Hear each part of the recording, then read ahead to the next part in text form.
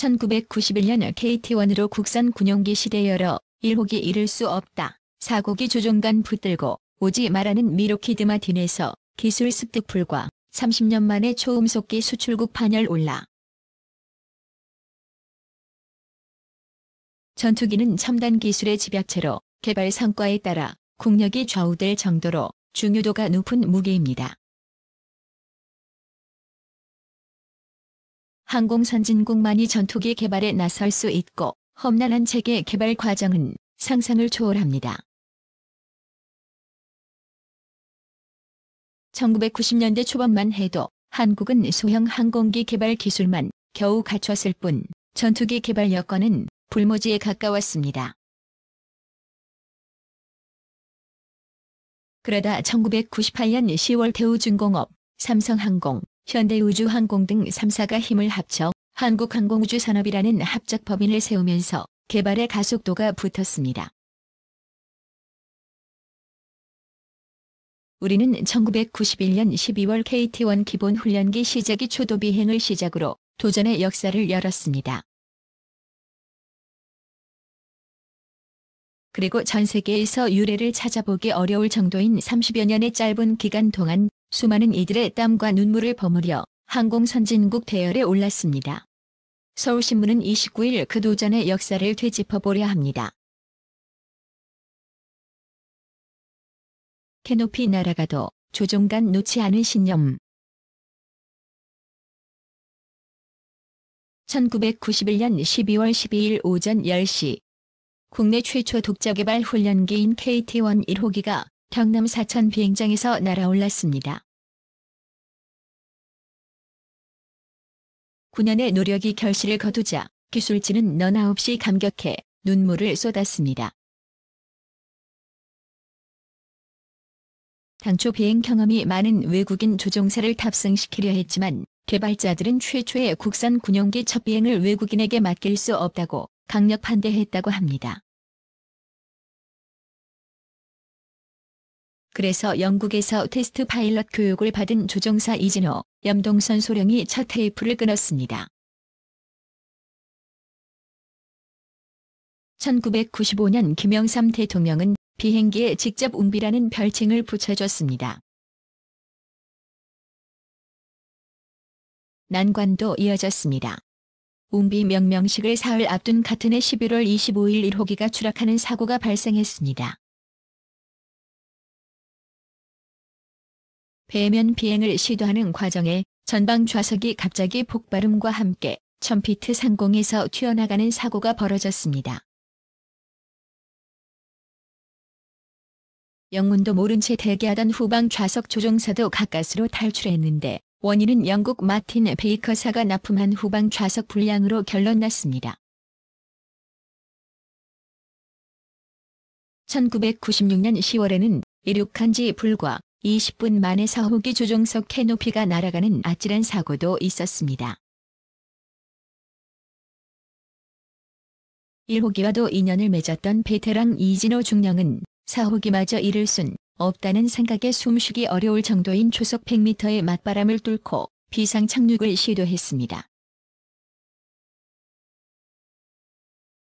눈에 핏발이 서고 산소 부족으로 얼굴이 검게 변했지만 어렵게 40에서 50도로 급강하던 기술을 들어올려 기체를 안정시킨 뒤 비상 착륙에 성공했다고 합니다. 이런 역경을 딛고 일어선 KT1은 현재 공군의 훈련기로 운용되고 있습니다. 2001년 인도네시아, 2007년 터키, 2012년 페루 등 해외 수출도 줄을 이었습니다.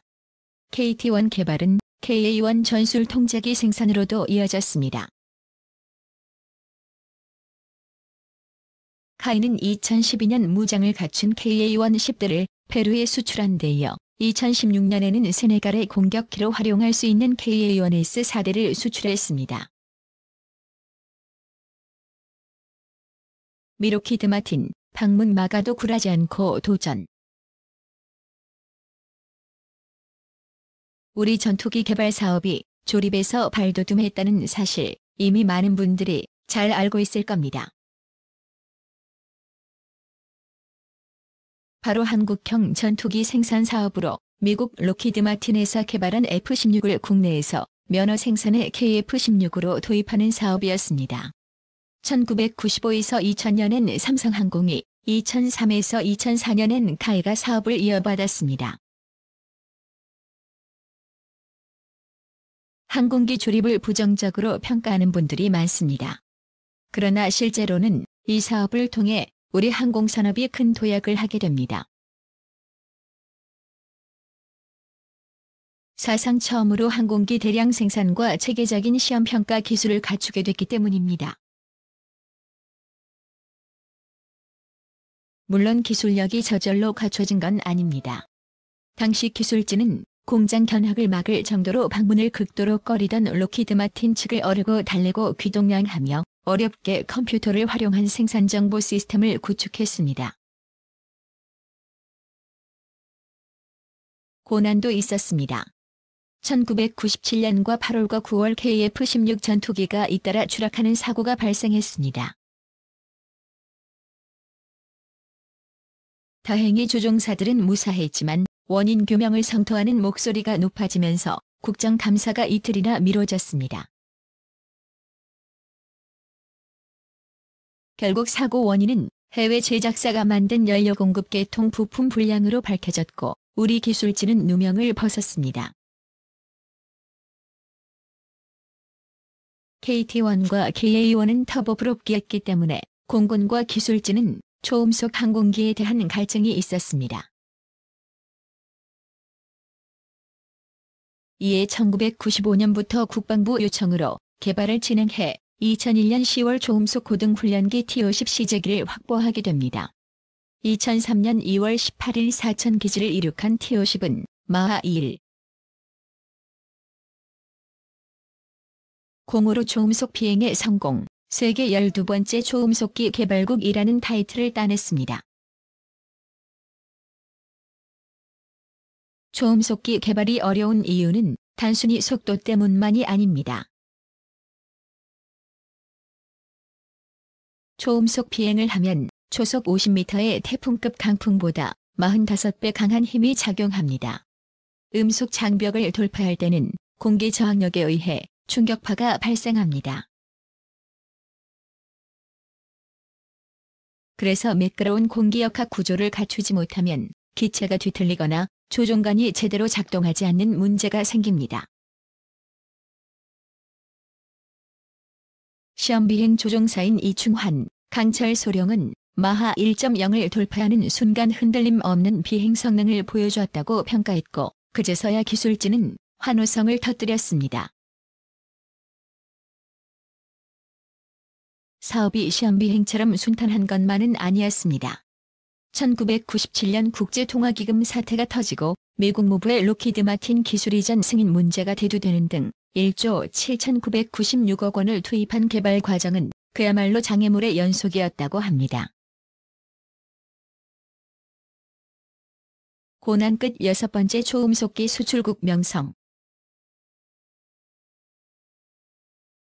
이후 17,700파운드의 강력한 추력과 최고 마하 1.5의 고속 기동이 가능한 명품이 탄생했고 동급 훈련기 중 최고라는 찬사를 받게 됩니다. T-52 공중 고개기는 공군 특수비행팀 블랙이글스를 위해 특별 제작해 2010년 보급한 기종입니다. 카이는 2011년 T-50 16대를 인도네시아에 수출했고 우리나라는 세계 6번째 초음속기 수출국 반열에 올랐습니다.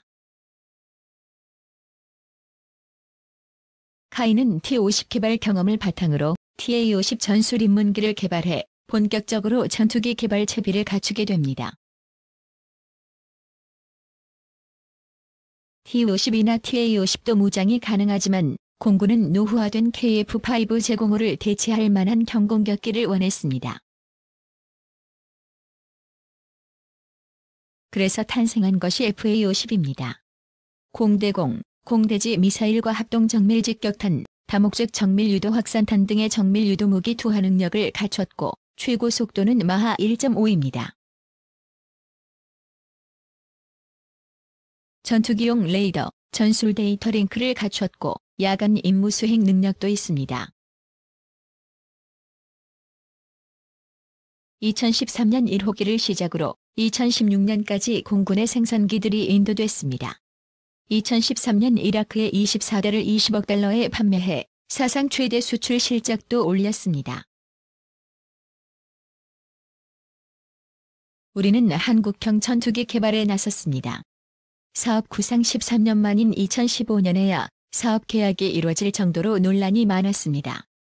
2026년 6월까지 앞으로도 6년 6개월을 더 나아가야 합니다. 최고 속도 마하 2일 81. 저피탐 능력, 능동위상 배열 레이더를 갖춘 첨단 전투기 개발 과정은 결코 순탄하지 않을 겁니다. 30년의 투지를 담아 여러분이 많이 응원해 주시길 바랍니다.